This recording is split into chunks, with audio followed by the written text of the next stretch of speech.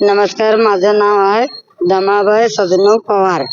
तरी सोमवारी रात्री किती वाजता 10 वाजता आम्ही जेवण पाणी करून झोपले होते. मग सिद्धनाथचे महाराज शिवाप्पा आठे त्यांनी 12-1 वाजता आले होते, किंवा 10 किंवा 15 माणसं आले होते.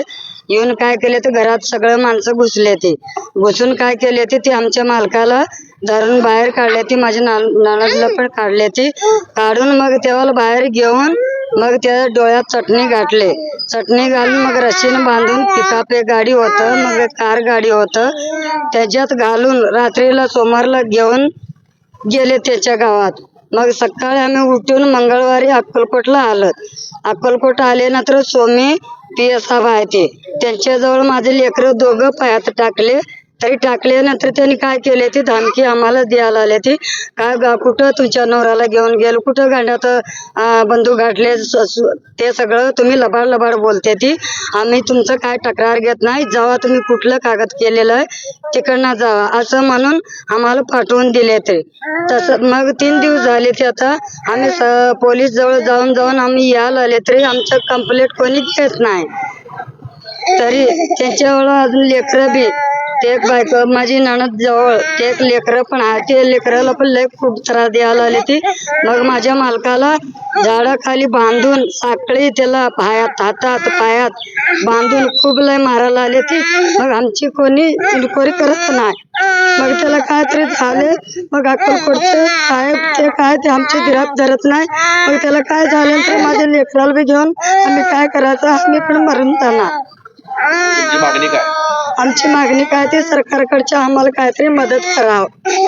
किती रुपये मागायला? त्याने आता आम्हाला 2 लाख दिले. ती त्याने आता काय म्हणते ते आम्हाला 7 लाख पाहिजे. नाही आणून दिलं तरी ते दोघाला मारून नदीमध्ये फेकून टाकणार. 2 दिवसात मला आम्ही मदत मागतोय. मग नाही घेऊन आले तर तुमच्या 2 माणसाला आम्ही मारून फेकून टाकणार. कर्नाटकचे माणसं असं बोलायला आले. ती नमस्कार, मी राजेश्री अनिल चव्हाण, माजी नगरसेविका तथा अनुसूचित जमाती प्रदेश कार्यकारिणी सदस्य आहे.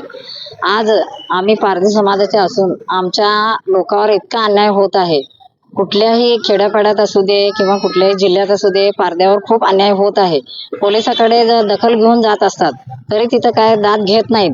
मग असं आमचे गोरगरीब हातावर पोट भरून खाणारे लोक आहेत, ते चोऱ्या माऱ्या आता करायचं सगळं सोडून टाकलेले आहेत. आता सुशिक्षित बी लोक काय झालेले आहेत, काही अनपढ थोडे आहेत, खेड्यापाड्यातले लोक आहेत, ते सुधारणा व्हायला आलेले आहेत. आणि आम्ही सुद्धा सातत्याने लक्ष देऊन त्यांची सुधारणा करत आहोत. काल एक असंच माझ्याकडे एक महिला आली होती, तिचं नाव दमाबाई सजनू पवार. ह्या मिरजगी ह्या अक्कलकोट तालुक्यातील आहेत.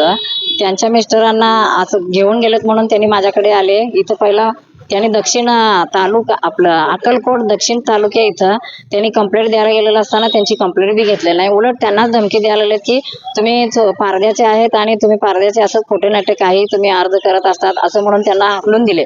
त्यांचे लेकरं छोटे छोटे घेऊन ती बाई माझ्याकडे आली. शेवटी माझ्याकडे आल्यानंतर मी SP साहेबांना 2-3 दिवसाखाली पत्रही दिलेलं आहे.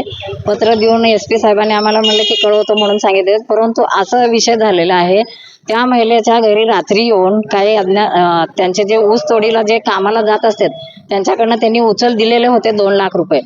ते 2 लाख रुपये त्यांनी घेतले होते, परंतु कामगार न मिळाल्याने त्यांना ते पैसे काय त्यांनी देऊ शकले नाही.